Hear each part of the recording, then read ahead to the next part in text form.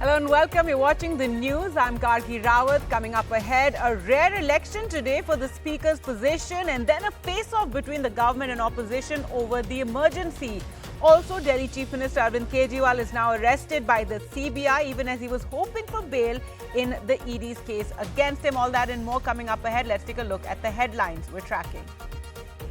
After being re-elected as Speaker, Om Birla condemns the emergency in his address, calls for 2 minutes of silence, leading to an opposition uproar.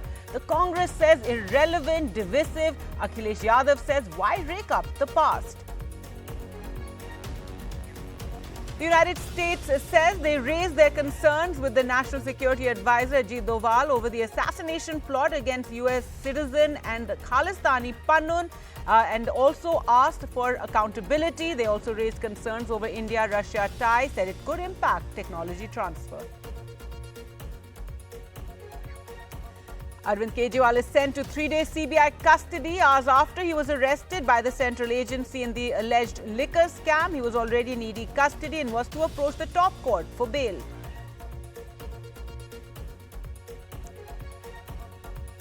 Uproar in the Tamil Nadu Assembly over the illicit liquor tragedy as the number of dead rises to 63. The opposition AIADMK has demanded a CBI probe. The government has told the Madras High Court they will give a report in 10 days. Crucial urban local body elections in Nagaland after 2 decades and a historic first. 33% seats were reserved for women across 25 urban local bodies. WikiLeaks founder Julian Assange got a big welcome in Australia after he was set free after 14 years in a deal where he pleaded guilty to violating US espionage law.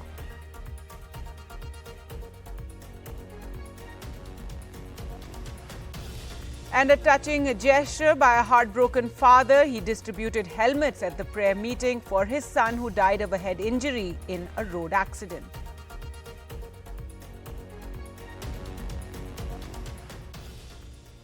Our top story now, and there were some moments of bonhomie in Parliament today after Om Birla was re-elected as the Speaker, and this after a rare election for the post. Rahul Gandhi, as leader of opposition, said it's important for the voice of the opposition to be heard. But soon after, a showdown over the emergency after Om Birla in his address mentioned the dark days of emergency and called for 2 minutes silence in the House, surprising the opposition and leading to an uproar.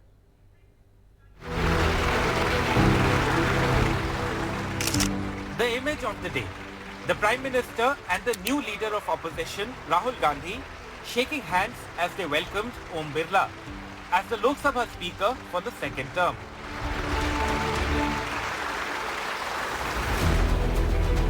I invite Sri Om Birla to come up and occupy the chair. After over 3 decades, the country witnessed a contest for the Speaker's post, but the conclusion was foregone.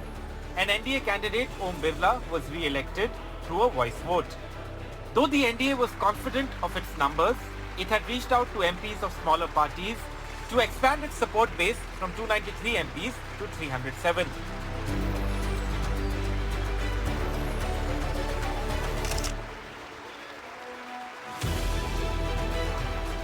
The motion for the Speaker was moved by Prime Minister Modi himself and seconded by others in the NDA. He showered praises on Birla, a 3-term MP from Rajasthan's Kota, saying he was an inspiration to many young parliamentarians. इस आसन पर विराजमान हो रहे हैं कि आप आने वाले 5 साल हम सबका मार्गदर्शन भी करेंगे. आपके चेहरे को ये मीठी मीठी मुस्कान पूरे सदन को भी प्रसन्न रखती है. I'd like to congratulate you. But it is what opposition MPs said that gave a glimpse into what the parliament sessions in the near future could look like. It is very important that the voice of the opposition is allowed to be represented in this house. The opposition also represents the voice of India's people. आप लोकतांत्रिक न्याय के मुख्य न्यायाधीश की तरह बैठे हैं.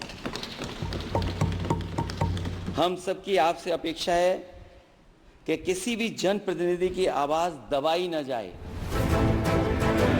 Minutes after Birla was re-elected, a resolution against the emergency was passed, with the speaker saying it was a setback to Indian democracy. Emergency के दौरान भारत के नागरिकों के अधिकार नष्ट कर दिए गए, नागरिकों से उनकी आजादी छीन ली गई। ये वह दौर था जब विपक्षी नेताओं को जेल में बंद कर दिया गया। इमरजेंसी का वह समय हमारे देश के इतिहास में अन्याय काल का एक काला खंड था। This led to protests from the opposition. It's rather unfortunate, it seems to me, that the Speaker himself has ended up undermining that spirit with a very divisive statement about the emergency, which frankly was not necessary. This was 49 years ago. Samajwadi नेता और समाजवादी उस समय के जितने जनता party या तमाम नेताओं ने भी उस समय को देखा, लेकिन हम पीछे मुड़ के कितना देखें, हम पास्ट को कितना देखें। यही लोकसभा अध्यक्ष है जो एक झटके में 100 से ज़्यादा सांसदों को निलंबित कर रहा है। आपातकाल में ऐसा नहीं हुआ। BJP leaders spoke about the resolution, describing the emergency as the darkest chapter in Indian history. Cabinet rectified on the morning of 26 June 1975. That is why today we passed the resolution in the House that such trumpulation of such demolition of the Constitution will not be allowed again. So we have taken a resolution. Today was also the day Rahul Gandhi took over his first constitutional post.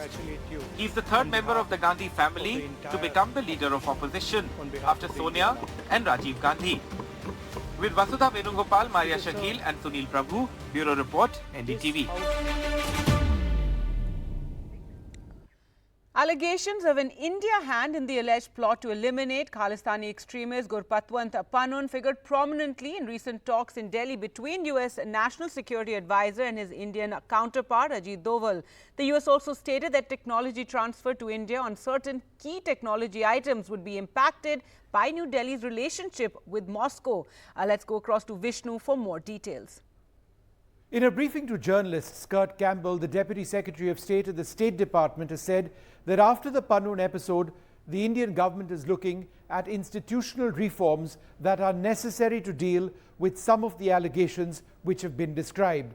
He said India has been responsive and that we seek accountability from the government of India. Now, earlier on, the Indian government had said, and I quote, there is an ongoing investigation of the high-level committee set up by the government of India to look into the security concerns shared by the United States government on networks of organized criminals, terrorists and others.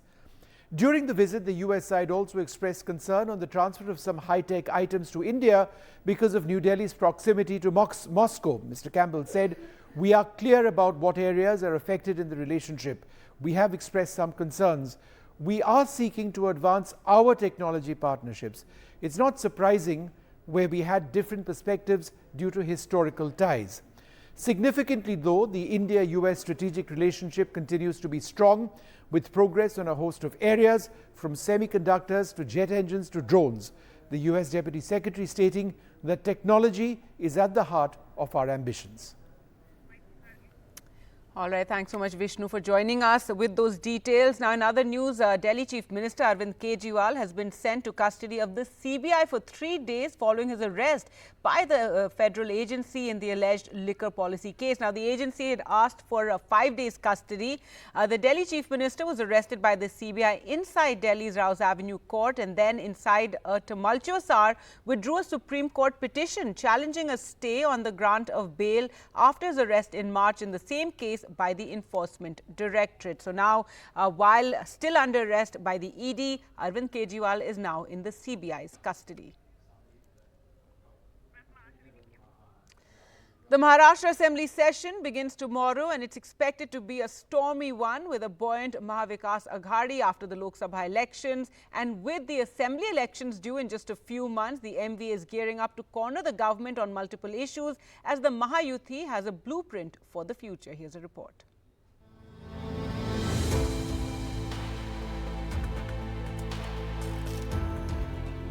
It is going to be a stormy monsoon session in Maharashtra from Thursday as the state is heading to polls in a few months. While ruling Mahayuti is set to propose a blueprint for the future, MVA is gearing up to corner the government on multiple issues. उद्यापासून आपलं पावसाळी अधिवेशन सुरू होतंय आणि या अधिवेशनामध्ये ठरल्याप्रमाणे विरोधकांनी बहिष्कार घातलाय. आम्हाला वाटलं होतं चर्चा करतील, येतील आणि चर्चेतून बरंचसं काही चांगलं जनतेसाठी होत असतं, परंतु त्यांची चर्चा करण्याची बिलकुल इच्छा नाही. MVA held a strategy meeting on Wednesday on how to take on the government on the floor of the House. Buoyed by its impressive performance in the Lok Sabha elections, MVA is in a combative mood. Issues like farmers' distress, rampant drug use, illegal activities in pubs, law and order issues, Maratha reservation are likely to be raised by the opposition. इन्होंने सरकार ने 2-2.5 साल के अंदर में ना किसान का भला किया, ना अनएम्प्लॉयमेंट का कभी विशेष सब्जेक्ट को उन्होंने हाथ लगाया. यहाँ के इंडस्ट्री को बाहर चले गए. हमारे यहाँ पे इन्वेस्टमेंट हो नहीं रहा है. लाओस में जो पैसे की बात करती है 3 लाख करोड़ इन्वेस्टमेंट की महाराष्ट्र की बात की, वो नहीं हो पाया. Mahayuti is also planning to announce a bunch of new schemes in the session, including one to attract young women voters to boost its electoral fortune in the upcoming elections. The opposition, bolstered by its performance in Lok Sabha elections, is all set to target state government and seek answers on various issues. It remains to be seen how Mahayuti will counter opposition's tirade in the assembly session. With video journalist Rajendra Dayalkar, this is Radhika Ramaswamy for NDTV. Zero FIR, registration of police complaints online, summons through electronic modes and mandatory videography of crime scenes of all heinous crimes are the key highlights of the 3 new criminal laws that will come into effect from the 1st of July. The Bharatiya Nyaya Sanhita 2023, Bharatiya Nagrik Suraksha Sanhita and the Bharatiya Sakshya Adhiniyam enacted late last year are all set to replace the British-era Indian Penal Code, Code of Criminal Procedure and the Indian Evidence Act respectively. All right, news now from Tamil Nadu, where the number of dead in the liquor tragedy have now risen to 63. This is the illicit liquor tragedy that has taken place. There was uproar in the assembly today and the government has sought 10 days to submit its report to the Madras High Court, while 2 petitions have been filed by the opposition AIADMK and the PMK leaders seeking a CBI probe, alleging connivance by police and complicity of ruling DMK functionaries. The Tamil Nadu government has sought 10 days' time from the Madras High Court to submit the action-taken report it had wanted on the illicit liquor tragedy that has so far killed 63 people this time and 22 a year ago. 2 petitions have been filed by AIADMK and PMK leaders seeking a CBI probe, alleging connivance by police and complicity of ruling DMK functionaries. MK Stalin is hell-bent to save his own party men who are hand in glove with the culprits on this illicit liquor, and he doesn't want the justice to be given to the people who lost their lives. Last week, the Madras High Court had made some strong observations asking the Tamil Nadu government whether any lessons were learned from the methanol tragedy last year. It had also directed the state government to submit the action-taken report to prevent illegal movement of methanol. In the assembly, demanding Chief Minister MK Stalin's resignation, AIADMK Chief EPS wanted a discussion during the 0 hour. The Speaker asked them to wait for the question hour to be over. There was ruckus and the key opposition party was suspended for the entire session. மக்களுக்கு ஆற்ற வேண்டிய ஜனநாயக கடமை ஆற்றாமல் வீண் விளம்பரத்தை தேடுவதிலேயே முனைப்பாக உள்ளது. ஆனால் இந்த துயர சம்பவம் குறித்து உண்மையான அக்கறையுடன் உரிய நடவடிக்கைகளை இந்த அரசு மேற்கொண்டிருக்கிறது. இதுதான் நமக்கும் அவர்களுக்கும் உள்ள வேறுபாடு. The state CBCID is investigating. 21 people have been arrested, including alleged bootleggers, transporters and those who supplied methanol. And one-man commission too is inquiring. The government has suspended the SP and several police officers, besides transferring the collector and the ADGP enforcement. But the big question, will families get justice and those responsible held accountable? In Chennai with Suresh, Sam Daniel, Find TV. Now, the Pune Municipal Corporation today continued its crackdown on unauthorized structures at pubs and bars in the city for a second day in the wake of alleged consumption of drugs at a local bar. This is part of the action the officials of the PMC's building department demolished illegal structures of prominent bars including Esco Bar and FML Resto Bar during the day. The Pune police also held two men who were seen on video consuming some drug-like substance. That video had gone viral and led to uproar, leading to this action as well, this crackdown against these bars.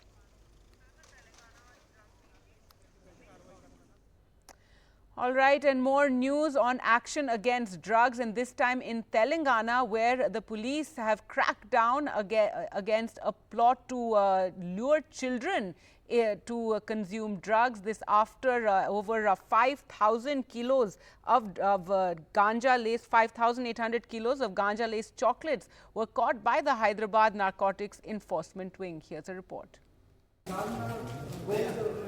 Huge dump of chocolates seized by the police because they are ganja chocolates. More than 5,800 kilos of ganja-laced chocolates were caught by Hyderabad's Narcotic Enforcement Wing just in the first quarter of this year. The target buyers, youngsters in schools and colleges, who were either deceptively introduced or try out of curiosity, succumbing to peer pressure and eventually end up as addicts. Some of the schools have become major targets for these drug peddlers and drug suppliers, where they are doing it in front of the schools, inside the schools and the borders. Maybe using the employees of the schools, the pawn shops in front of the schools, or the cool drink shops in front of the schools are, I think, supplying it. That is why the Telangana police reached out to over 3,500 schools this year to set up anti-drug committees with teaching and non-teaching staff who could identify sudden behavioral changes in students that could be linked to drug use. We are very committed towards our society, particularly our children. They are our future. So we don't want thug to enter into the state or an anti-nation to enter into the state. Schools and colleges have been told the subject of drug abuse can no longer be taboo, and they cannot be in denial that they must share information that could help identify supply points, assuring them that the school's reputation and the child's confidentiality would be protected. Students have been proactively encouraged to become anti-drug soldiers. When the things are happening, the drug abuse left, right and center around certain areas, I'm not blaming all schools, but we have information that in certain, I think, areas it is rampant. You can't turn a blind eye because it is like the very purpose of education, very purpose of being an educational institution is defeated. I think this campaign is very important as Indians or as people of society. We need to know what's right and what's wrong. Importantly, to know what youth is doing. So this thing is important to know where the youth is going. One of the first announcements by the new Telangana government was in fact zero tolerance towards those involved in transport and supply of narcotic substances. The state government has resolved to rid the state of drug abuse. We have to get more than 90-95% convictions. All the big drug pins, they have to get convicted in cases.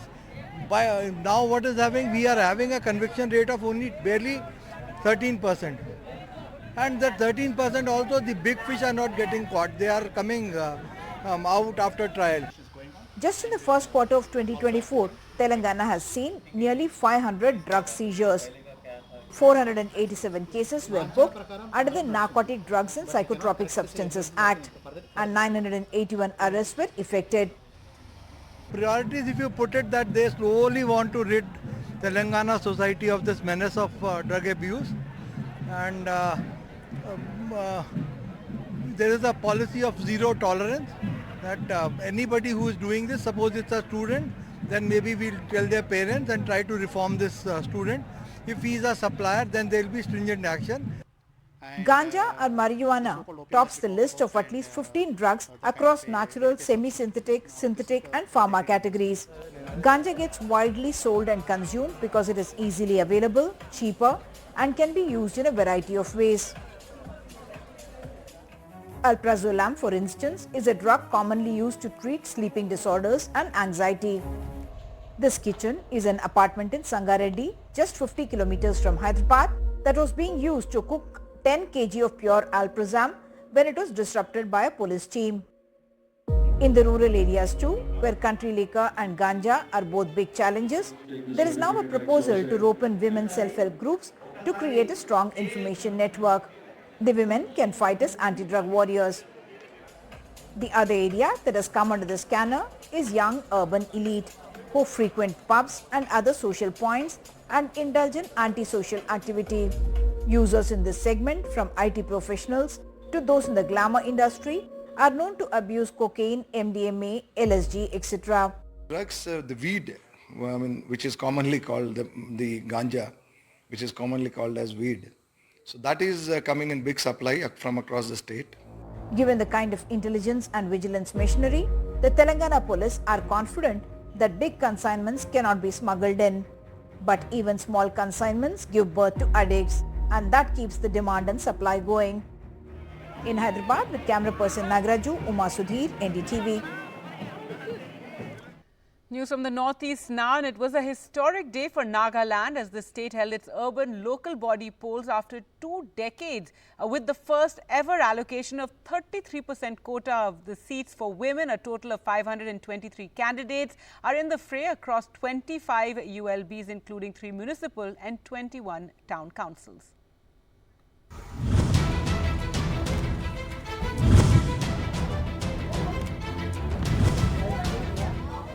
A crucial urban local body election in Nagaland after 2 decades. With a historic first, for the first time, 33% seats were reserved for women across the 25 urban local bodies that include 3 municipal and 21 town councils. This election has a huge significance. Nagaland enacted its Municipal Act in 2001, and the first urban local body elections were held in 2004 without reservation for women. In 2012, polls were declared with women reservation, but they could not be held following objections from tribal bodies which opposed the quota. In 2017, the state government attempted to hold polls with 33% reservations for women, but it backfired. Protesters attacked and set ablaze government buildings in parts of the state. After the 2017 violence, a few women groups first approached the High Court and then the Supreme Court in this matter. The Apex Court, in its order, had asked the Nagaland State Election Commission to notify the polls with 33% women reservation. Later, the state government paved way for the elections to be held by making certain necessary amendments to the Municipal Act. First time, casting vote for me in the ULP election, and reminiscence from the parents' history. So it's interesting, and it's good to see that this will bring and uplift the colonies. Many national and local parties are contesting the elections, including the BJP and the Congress. In Guwahati, Ratndeep Chaudhary for NDTV. All right, let's now get to the latest on the monsoon and how it's advancing. The monsoon has arrived in various parts of the country. And just take a look, it's arrived in UP, Bihar and Madhya Pradesh that have received rainfall. Monsoon has also arrived in Gir in Gujarat, from across India, from Gir in Gujarat to Jodhpur in Rajasthan, as well as Bhubaneswar. And there you can see the monsoon has advanced to several parts of the country. All right, the big international story now, and Julian Assange is back home in Australia, a free man. This after his plea deal which allowed him to walk free from a London prison. There were emotional scenes at Canberra airport as the WikiLeaks founder kissed his wife and hugged his father. For the past 14 years, Julian Assange has been in a legal battle with US officials who accused him of leaking classified documents which they say put lives in danger, though he's been a hero to many who say it showed the excesses of the United States during these wars. The plea deal saw Julian Assange plead guilty to one charge of conspiracy to obtain and disclose national defense information.